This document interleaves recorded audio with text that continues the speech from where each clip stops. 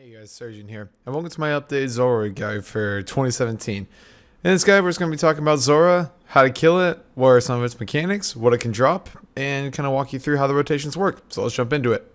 So what is Zulrah? Zulrah is a solo boss. You can only kill it by yourself. You can't kill it with anybody else. It's level 725, has 500 hit points, has the ability to hit rapid 40s, uses all 3 different combat styles, and has different rotations, has 4 different rotations that you're going to be fighting it with. So the main point of killing Zulrah is really understanding these 4 rotations that we'll talk about later. When you understand those rotations, Zulrah is a very easy boss and a very profitable boss. Even though it experienced some nerfs earlier in the year, it is still profitable and can range from anywhere about 75k to 100k per kill. So what do you need to kill Zulrah? Well, recommended, I would say 75 magic, 75 range, and a minimum of 40 prayer. Now, prayer you probably want a little bit higher so you can actually use the highest damaging prayers possible to kill him, but 40 prayer just so you can use protect from range. Also, you're going to need partial completion of Regicide in order to access Zulrah, since it's in the Elven land.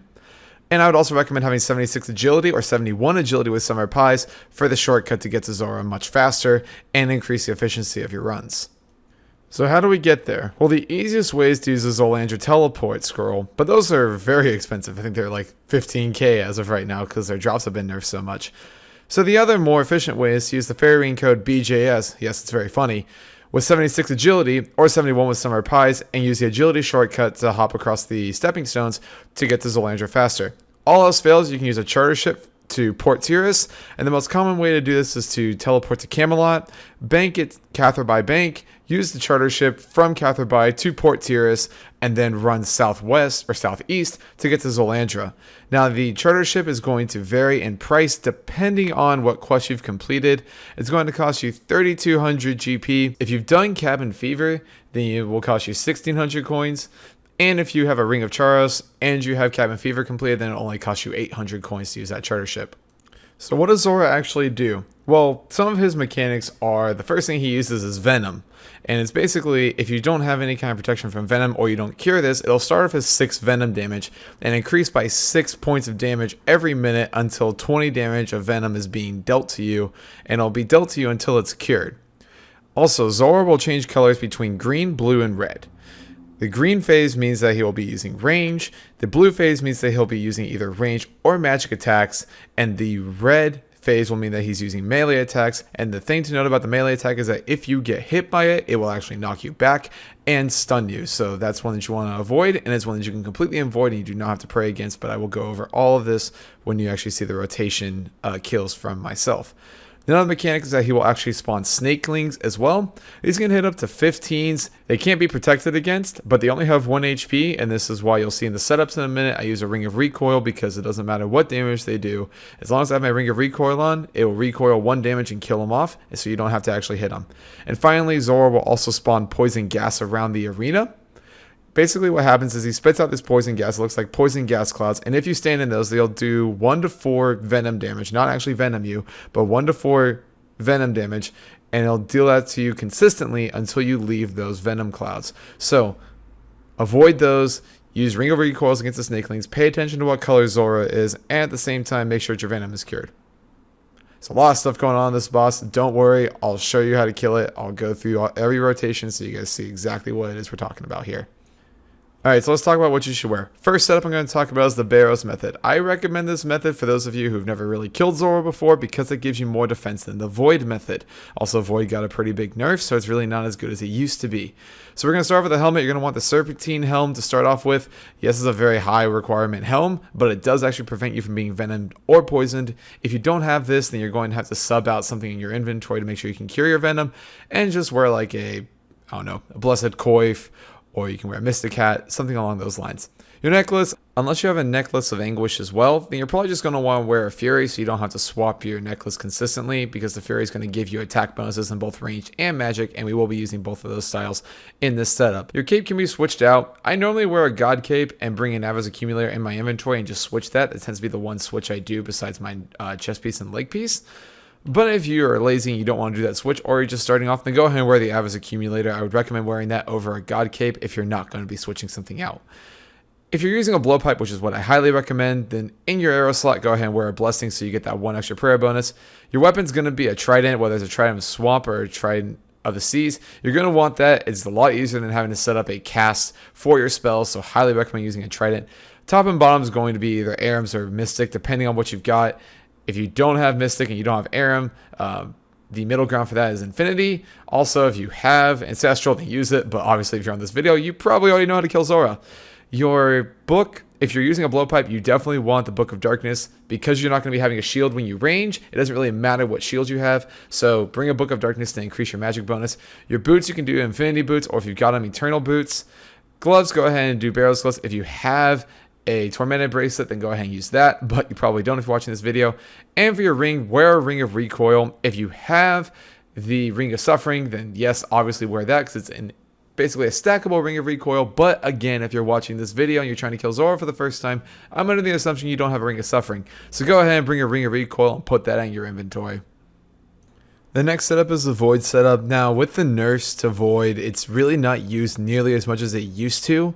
But if you're feeling up to it and you want to try it out, I personally haven't tested this out for a long period of time, so I can't say if it's much faster. I think it gets faster once you have like 95 magic or 95 ranged. But basically what your setup's going to look like is you're going to have your full Void on. You're going to be in your full Void mage. You're going to want to have your cape on if you're using that, and you're using the Avarice Accumulator switch. If you're not, then just go ahead and wear your Avarice Accumulator. And it's basically the same setup. It's just you're switching out your gloves, bottom, top, and helmet with the Void Knight pieces. Everything else is basically the same. Alright, this is the part that can get a little weird and a little mixed up. But basically, this is what your inventories are going to look like. So pretty much what you got is you got your blowpipe, and you have a top and a bottom switch, especially if you're doing the Barrow setup. As you notice, I've got D'Hide in my inventory. If you've got Carols, the real difference is, like, should I use Carols or Blessed D'Hide? Carols is going to give you better defense, but the D'Hide is actually going to give you more prayer bonus. So it's really what you need more. If you need more prayer, then wear the D'Hide. If you need more defenses, which is what I recommend if you're starting off with, so you make sure you have more defenses, then go ahead and wear the Carols. You're also going to have an extra Ring of Recoil in your inventory as well, in case for whatever reason yours breaks during the actual kill. Then we're going to have our blowpipe in there, obviously. You're going to have a magic and a ranging potion in there as well. If you don't have a Serpentine Helm, then go ahead and replace one of the food with an anti-venom. You're going to need that in order to cure the venom from Zulrah. You're going to want 2 prayer potions just to be on the safe side. I've never had to use 2 in a kill before, but you never really know what's going to happen. Bring 2 to 3 Karambwans. The reason for this is because you can actually eat a food and a Karambwan in the same tick. So since Zulrah can hit you consistent 40s, eating a food and a Karambwan in the same tick can really kind of save your ass if you start getting comboed. And then pretty much once you got that, you're going to have 1 inventory space open for your blowpipe if you are using that. Then fill the rest of it with food and your teleportation method.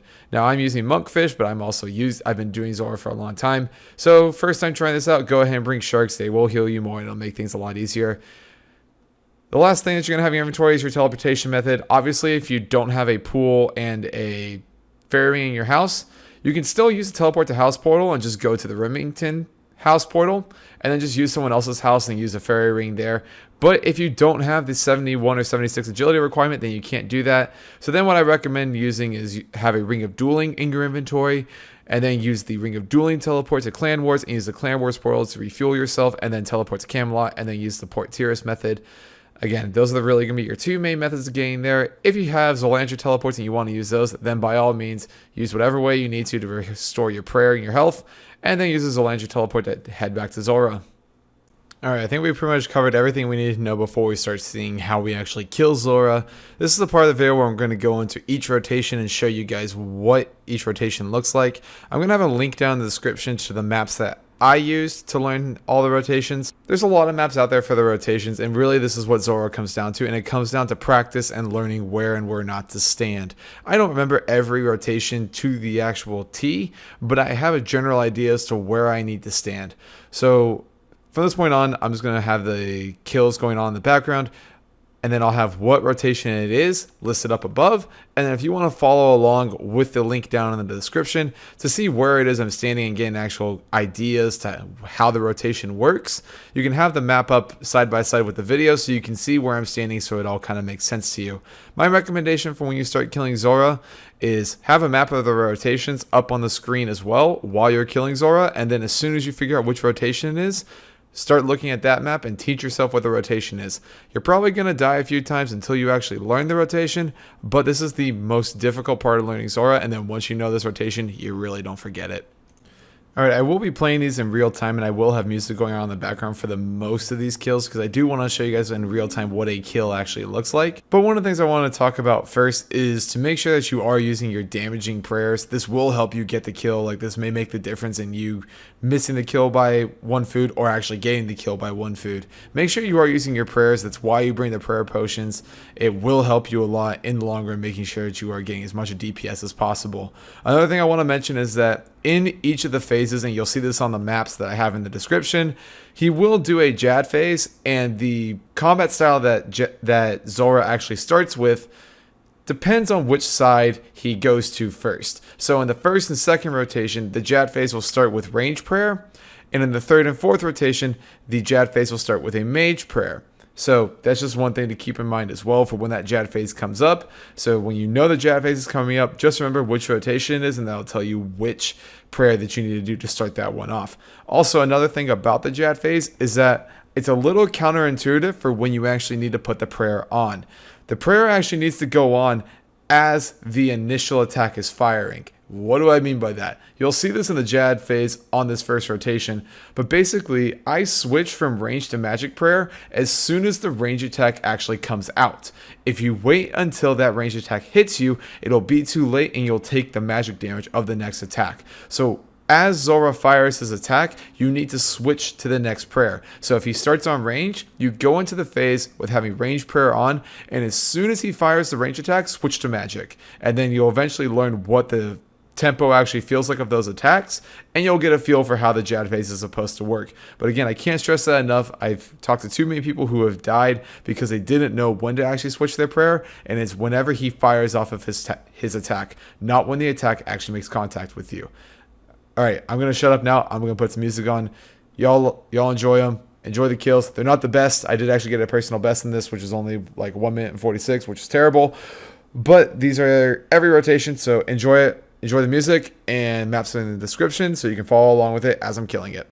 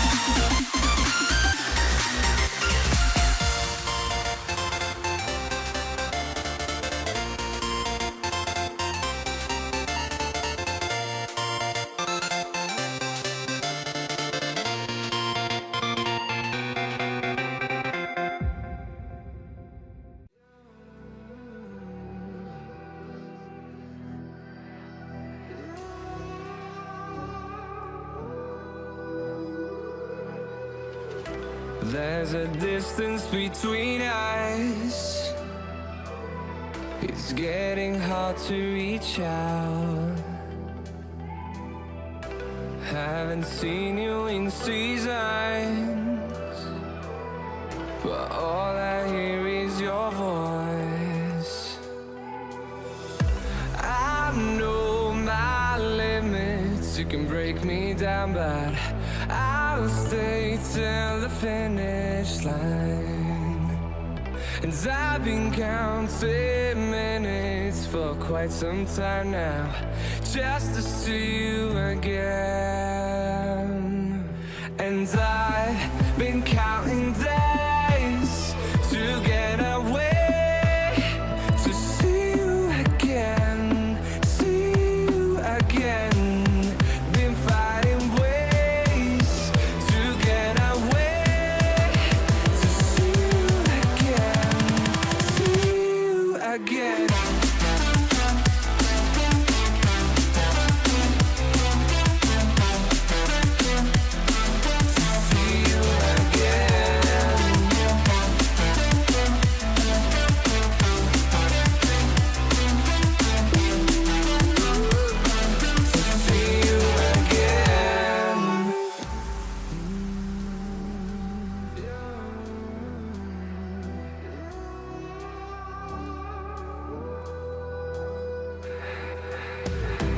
We got millions of reasons to let it all go. Hope we're not too broken. I know I'm not always strong, and I've been counting days to get away, to see you again, see you again. Been fighting ways to get away, to see you again, see you again.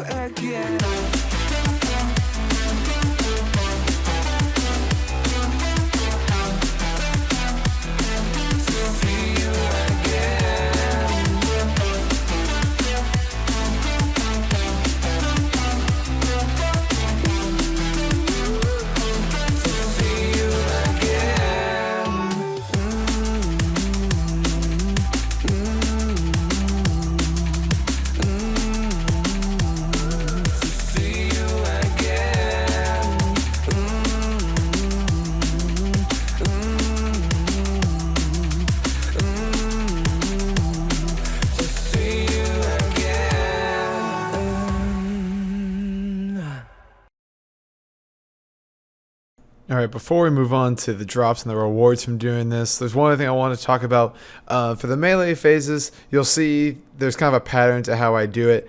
Ideally, what you should be able to do is you should be able to do one hit, move to a safe spot, and then when he goes to attack you again, you'll get one hit in, and then you move to your next safe spot, and then you should be able to get 2 hits in before he submerges and comes out in a new form. The other thing you see me doing this is as I'm running with my trident, what I'll do is I'll attack and then run in between the time that I'm not able to attack anything. Basically what I'm doing is I'm maximizing the amount of times I can attack him. And what you're doing is there's a certain amount of time you have to wait before you can fire off another spell from the trident. So what you're doing is in that downtime when you can't attack, all you're doing is maximizing that by running. So once you kind of learn the speed at which the trident attacks, you can do this to maximize the amount of damage that you're putting out per kill. Alright, on to the good shit, the drops from this. There's a reason that this used to be called the Prophet Snake. There's a lot of good drops on here. Yes, a lot of the drops got nerfed, or at least a few of the big ones, such as mahogany planks got turned into mahogany logs. And you'll see that there's a mana ray drop, and that used to be a raw shark drop. Yes, some of the drops did get nerfed. However, most of the drops are still very profitable. In fact, the scales are very profitable now because a lot of people stopped killing this boss because they don't think it's profitable anymore. It is still a very good boss to kill. It's not the end-all be-all moneymaker anymore, but there's a lot of good drops on here. In fact, I think the average kill now is about 75k to 100k. So you're still making a good amount every time you kill this boss. Yes, you're going to have your double flax or flax and snakeskin drops, but overall, this is still very profitable. Alright, one last quick tip I want to talk about. The blue phase, yes, it's a magic and a range phase and you're going to be preening magic, but you can't be hit for range attacks, what you can do is you can actually run out of its attack range so you don't actually get hit. So if you're kind of low in food for your first attempts, this is kind of a mechanic you can manipulate by running out of line of sight basically and not having to tank all the hits from Zulrah during this blue phase. Alright guys, that's going to do it for our Zulrah guide. I hope you guys did enjoy. I hope you guys found it useful, and I hope it also helps you guys kill Zulrah. I do plan on doing a loot video from Zulrah. I don't know when it's going to actually come out, but I do plan on doing 10 hours of Zulrah once it's been nerfed, to kind of show everybody that it is still a profitable boss and it's something that we should be aiming for to kill. If you guys did enjoy the video, go ahead and give it a like. If you want to see more of my content, subscribe to the channel. And if you have any feedback for me, leave it in the comment section below, as well as if you want to troll me, that's what the comment section is for as well. My CC is obviously my name if you want to hang out in there. That's going to be in the description, as well as my Discord and my Twitch. I do try to stream on my days off. Obviously on Monday I'm very busy doing all my errands, so I don't usually stream on Mondays, but Tuesday and Wednesday I try to always stream on. Other than that, you guys have a great night, morning, whatever time of day it is, and I'll see you guys in the next one.